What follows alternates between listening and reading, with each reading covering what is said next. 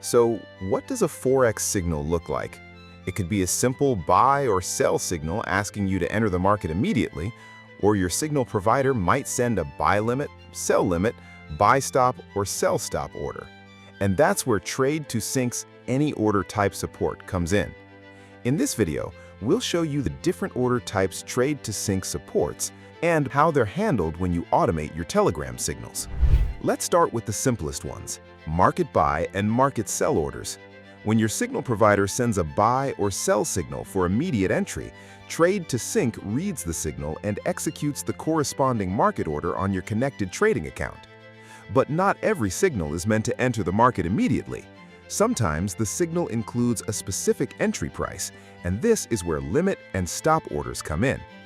If a buy entry is below the current market price, trade2sync can recognize it as a buy limit. Similarly, if a sell entry is above the current market price, it can be handled as a sell limit. Again, the order remains pending until the specified entry price is reached. And the best part is, your signal doesn't necessarily have to mention whether it's a limit or stop order.